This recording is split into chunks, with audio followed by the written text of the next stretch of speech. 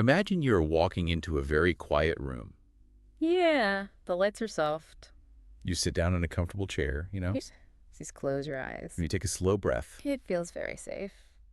Welcome to another quiet night on Cozy English Nights. Yeah, I'm Noah. And I am Emma.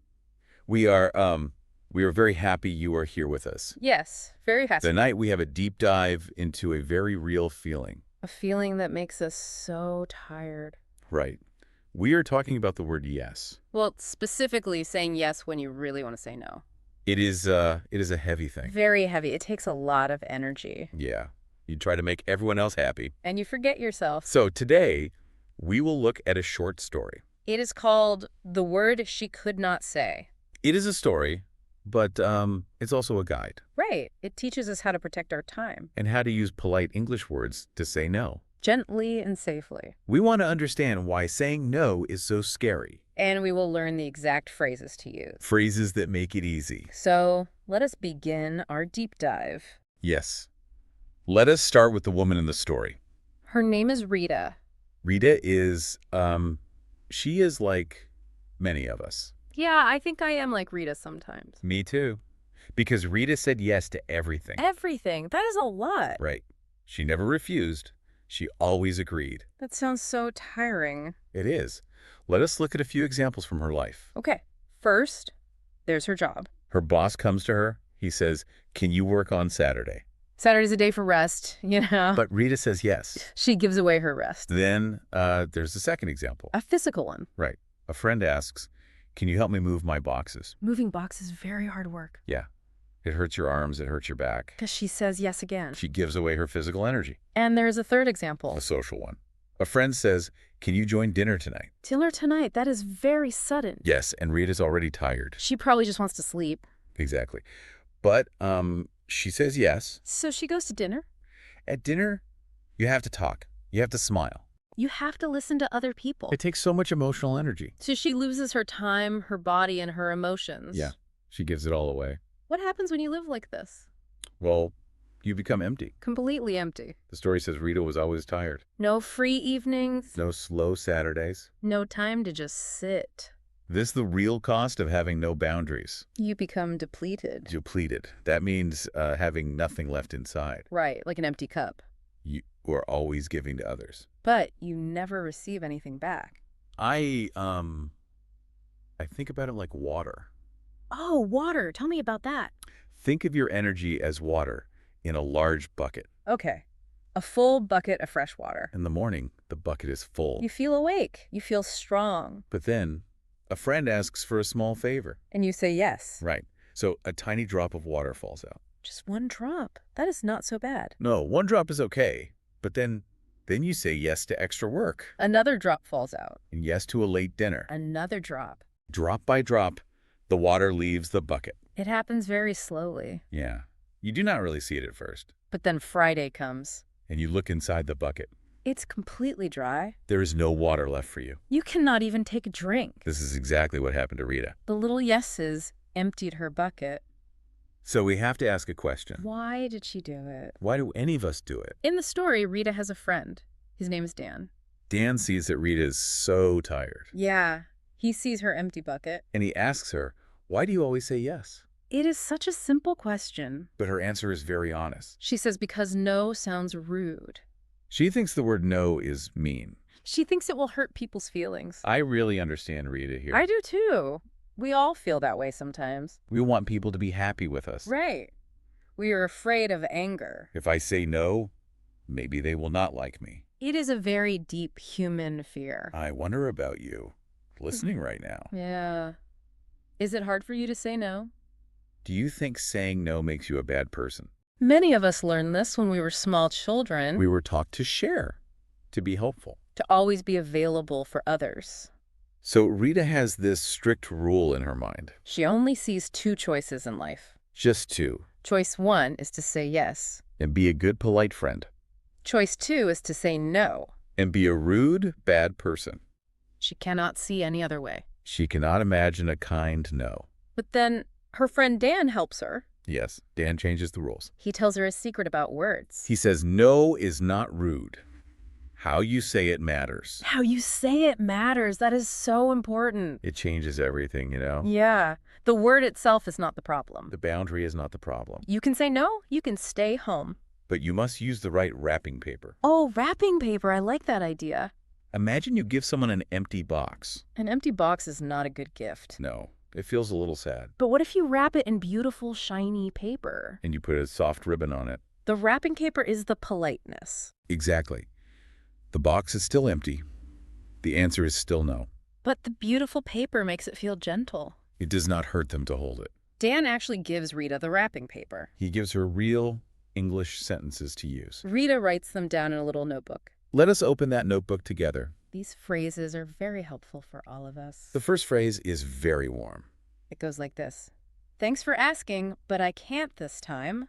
Let us hear that one more time, very slowly. Thanks for asking, but I can't this time.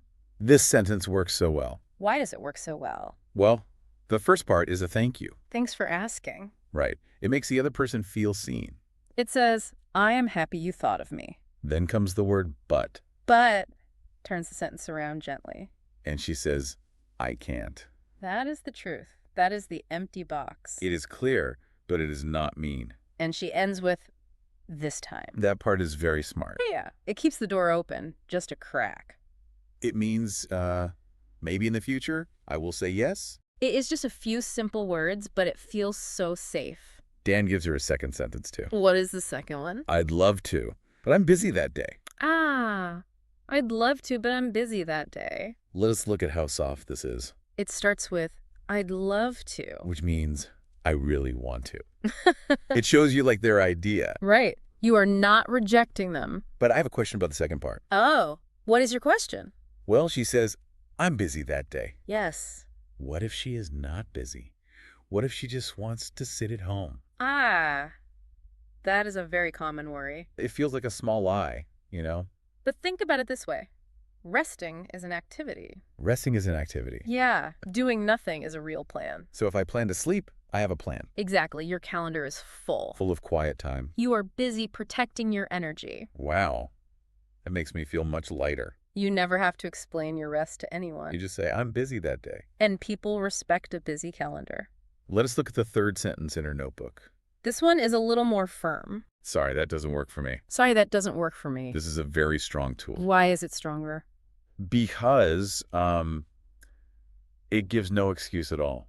It does not explain why. Right. It just starts with, sorry to be kind. And then it states a fact. That doesn't work for me. It puts your own needs first. But is it scary to use this one? Yes, it takes practice. When we say no, we usually want to tell a long story. We want to say we are sick. Or our car broke down. Or we have to wash our dog. We invent big, complicated stories. We think a big no needs a big excuse. Why do we do this? Because of guilt. We feel guilty. We think a long story will make them forgive us. But a long story is actually a trap. A trap? How? Well, if you say your car is broken... They might say, oh, I will drive you. Exactly. They try to solve the problem. And then you are stuck. Right. If you give an excuse, they can argue with it. But if you just say, that doesn't work for me, there is nothing for them to solve. You just close the door. Gently, but firmly. The story gives us two more small phrases. Short ones, like maybe next time. Yes, maybe next time is very soft. It just pushes the event into the future. And the other one is very useful. Can I let you know later? I really love this one. Why is it your favorite? Because it stops time. It stops time. Yeah. Imagine someone asks you a question right to your face. You feel pressure. Your heart starts to beat faster. Your mouth just wants to say yes immediately. To make the pressure stop. But if you say, can I let you know later? The pressure just vanishes. You get space. You can walk away. You can breathe. You can look at your water bucket. And then you can send a text message later. Saying no in a text message is much easier. It is a great emergency button. All of these phrases are emergency buttons. So Rita has all these words in her notebook. But looking at a notebook is easy. Yeah. She felt they looked too easy. She did not believe simple words could fix a big problem. It is hard to practice in your safe room. The real world is different. Very different. And the story takes us there. It is time for Rita's big test. Let us look at the scene. It is Friday afternoon. Friday afternoon is usually a good time. Work is almost finished. The weekend is near. Rita is very tired. She is ready to rest. But then her boss walks over, A boss is a person with power. and the boss asks the worst question. Can you come in on Saturday? Suddenly, the weekend is in danger. Let us talk about what happens to Rita's body right now. The story describes it very well. It says her stomach went tight Like a hard knot inside her. and her mouth wanted to say yes. Why does the body do this? Well, the brain senses danger. But it is just a question. It is not a wild animal. To the old part of our brain, it feels the same. Ah, we want to be safe in the group. Yes, the boss is the leader of the group. If you say no to the leader, the brain gets scared. It thinks the group will push you out. And being alone feels dangerous. So the body prepares to run or fight. That is why the stomach gets tight. It is physical stress. It hurts. And the mouth wanting to say yes. That is just a reflex. Like pulling your hand away from a hot fire. Her body knows a yes will make the boss smile. The danger will pass quickly. But if she says yes, her weekend is gone. Her bucket stays empty. It is a huge fight inside her mind. Does she follow the reflex? No, not this time. The story says she does something very brave. What does she do? She just takes a breath. One deep breath. Yes. And it makes a small pause. A little quiet space before she speaks. In that space, she remembers Dan's words. She remembers the notebook. She looks at her boss. And she uses the exact wrapping paper. She says, "Thanks for asking, but I can't this time." She actually said it out loud. Yes. And then something interesting happens inside her. The story says she waited for the world to end. She waited for a huge explosion. She thought the boss would yell. Or tell her she is lazy. She imagined losing her job. We do this a lot, do we not? Yeah, we write dark, scary movies in our heads. We suffer in our own minds. But what is the reality? What actually happens? The boss just looks at her. And the boss says, "Okay, no problem. Next week then." Okay, no problem. That is all. The story says there was no drama, no anger. It took exactly 5 seconds. 5 seconds. All that fear for 5 seconds of talking. The boss was not trying to hurt her. The boss just needed someone to work. When Rita said no, the boss just moved on. He will ask the next person. It is such a big lesson for us. We imagine people will be so angry. But mostly they just say, "Okay." The disaster is an illusion. Rita survived those 5 seconds. But her body is still full of fear. Let us talk about what happens next. The aftermath. The story says Rita sat down at her desk. And her hands were shaking. Her hands were shaking. That is very real. It is the adrenaline, the fear chemical leaving her. She broke a very old, deep habit. Breaking habits takes immense courage. Her body prepared for a war. But the war never happened. Now she just shakes a little bit. It is uncomfortable, yes. But it is a good uncomfortable. It is the feeling of becoming free. She traded 5 seconds of fear for a huge prize. What was the prize? A completely free Saturday. A whole day, no working, no moving heavy boxes. And how did she spend this beautiful day? The story says she spent it doing nothing at all. Nothing at all. And it was the best day she had in months. Doing nothing is so important. Sometimes people say doing nothing is lazy. They think we must always be working. But for a tired person, doing nothing is medicine. It is how you refill the water bucket. Your mind gets quiet. Your breathing gets slow. You remember what you actually like to do. Rita needed that day to save herself. Let me ask you, the listener, a question. What would you do with a completely free Saturday? If nobody needed you, If the phone did not ring? would you sleep late? Would you read a quiet book? Or just look out the window? What does your nothing look like? It is a wonderful dream to have. But it can be your reality. If you use polite boundaries. This brings us to the end of Rita's story. The story calls it the gentle lesson. A new rule for life. The lesson says, no is a complete sentence. But it can also be a kind one. We hear the first part a lot, No is a complete sentence. It means you do not have to explain. But just saying no can feel like hitting a stone wall. It is very sharp. For quiet people, a sharp no is too scary. So the second part helps.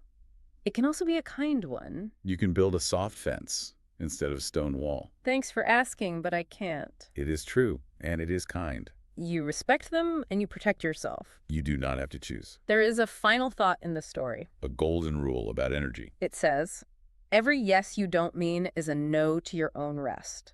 Let us say that softly. Every yes you don't mean is a no to your own rest. It means time is limited. There are only 24 hours in a day. You cannot make more time. If you give an hour to something you do not want to do, You steal an hour from your own peace. You are taking water out of your own bucket. we often think saying yes is giving a gift. But a false yes is stealing a gift from yourself. It is stealing your health. So we must be very careful with our yeses. We have to protect them. We have talked about many deep things today. We walked with Rita through her exhaustion, We felt her fear. and we saw her find freedom. We learned that pleasing everyone empties you out. We learned that saying no is an act of survival, It keeps you whole. and we saw that the fear in our mind is a lie. 5 seconds of bravery gives you a weekend of peace, Your main job is to keep your bucket full. because you cannot give water if your bucket is dry. Before we move to the end of our talk, I want to leave you with one gentle thought. something to carry with you today. Look softly at your own life. What quiet things are waiting for you? What hobbies are sitting in the dark? What peace are you missing? Just because you are afraid of a polite refusal. Are you losing your joy to avoid 5 seconds of fear? The tiredness is very real. Remember Rita's free Saturday? You deserve a day of doing nothing at all. It is time for a quiet moment. Let us just sit with what we heard today. Our bodies get scared easily. But saying no is not a weapon. It is just a choice. A soft word can be a strong shield. You can be gentle and safe at the same time. Before we go, let's remember a few phrases. Just a short review. We have 4 special phrases. The first one is, thanks for asking, but I can't this time. You can use this when a friend invites you out, but you need to rest. Thanks for asking, but I can't this time. The second phrase is, I'd love to, but I'm busy that day. Use this when a party is on your quiet day. I'd love to, but I'm busy that day. The third is, sorry, that doesn't work for me. Use this when someone wants to meet at a bad time. Sorry, that doesn't work for me. And the fourth phrase, can I let you know later? Use this to pause time so you do not say yes by mistake. Can I let you know later? These words belong to you now. Keep them in a safe place. You did a wonderful job listening today. Thank you for sharing your quiet time with us. We hope you have a beautiful, peaceful day or night. Goodbye from Cozy English Nights. Remember to rest,